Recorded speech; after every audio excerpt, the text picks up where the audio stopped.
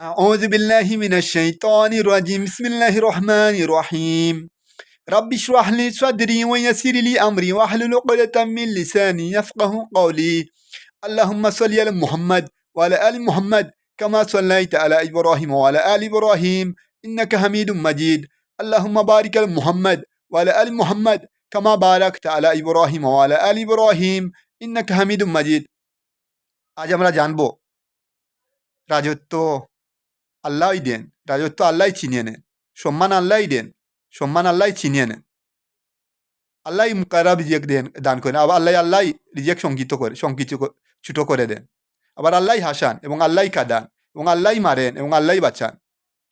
সব কিছু হচ্ছে এগুলো আমাদের আমলের উপর নির্ভর করে। আমাদের আমল যদি স্ট্রং হয়, আমাদের আমল যদি সুন্দর হয়ে যায়, আল্লাহ আমাদের সব কিছু সুন্দর করে দেবেন, আমাদের জীবন উপকরণ সুন্দর করে দেবেন।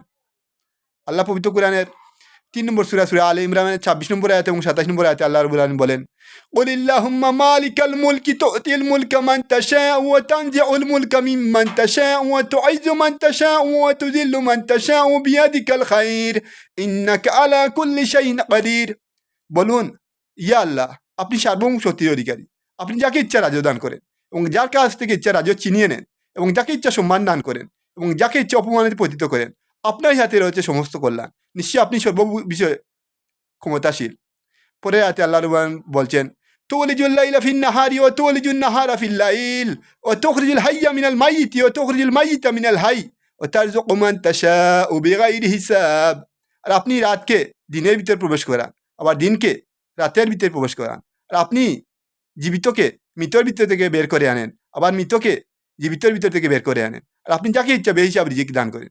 এই আয়াতগুলি যে সময় পড়বেন, আপনার আল্লাহর প্রতি পুরোপুরি বিশ্বাস হয়ে যাবে যে আল্লাহই সব কিছু করেন, আল্লাহই মারেন, আল্লাহই বাঁচান, আল্লাহই কাঁদান, আল্লাহই হাসান, আর আল্লাহই সম্মান দান করেন, আল্লাহই ইজ্জত দান করেন, আল্লাহই রাজত্ব দান করেন, আল্লাহই মুকাররাব রিজিক দান করেন। এই আয়াতগুলি পড়লে আল্লাহর প্রতি আপনার পুরোপুরি বিশ্বাস স্থাপন হয়ে যাবে। আর পবিত্র কোরআনে 53 নম্বর সূরা সূরা নাজমের 43 নম্বর আয়াত এবং 44 নম্বর আয়াতে আল্লাহ রাব্বুল আলামিন বলছেন, ওয়ান্নাহু হুয়া আদহাকা ওয়াবকা। আর আপনি আল্লাহই হাসান এবং আল্লাহই কাঁদান। ওয়ান্নাহু আমাতা ওয়াহিয়া, ওয়ান্নাহু হুয়া আমাতা ওয়াহিয়া। আর আপনি আল্লাহই মারেন এবং আপনি আল্লাহই বাঁচান। এই আয়াতগুলো যে সময় পড়বেন, আল্লাহর প্রতি আপনার পুরোপুরি বিশ্বাস হয়ে যাবে যে আল্লাহই সব কিছু করেন। আল্লাহই কি করেন? সব কিছু করেন।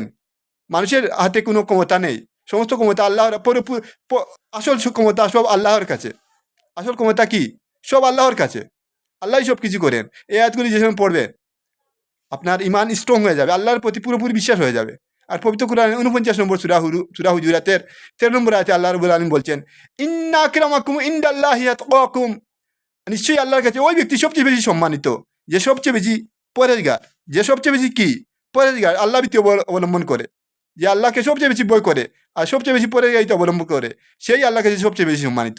যে আল্লাহর কাছে সম্মানিত, সে তো সমস্ত মাখলুকের কাছে সম্মানিত হয়ে যাবে। যদি আল্লাহর কাছে আপনি সম্মানিত হয়ে যান, আপনি যদি সমস্ত মাখলুকের কাছে আসমানে ঘোষণা হয় যে এই মানুষকে সবাই ভালোবাসো, পরে সবাই এই মানুষকে ভালোবাসে। তাই আসুন আজ থেকে আমরা নেক আমলে লেগে যাই আর ইস্তেগফারে লেগে যাই। ইস্তেগফার যদি আপনি করেন, আল্লাহ আপনাকে মুকাররাব রিজিক দান করবেন আর দুনিয়াতে মুস্তাজাবুদ দাওয়া বানিয়ে দেবেন। মুস্তাজাবুদ কি দাওয়া বানিয়ে দেবেন। যে দোয়া হালাল করবেন, হালাল যে দোয়া করবেন, আল্লাহ আপনার ওই দোয়া কবুল করবেন। তাই আসুন আজ থেকে আমরা ইস্তেগফারে লেগে যাই আর এই আয়াতগুলো দিল দিয়ে সবসময় স্মরণ করতে থাকি। তাহলে কি হবে? আমাদের ঈমান স্ট্রং হবে এবং আল্লাহর প্রতি পুরোপুরি বিশ্বাস স্থাপন করতে পারবো। আসসালামু আলাইকুম ওয়া রাহমাতুল্লাহি ওয়া বারাকাতুহু।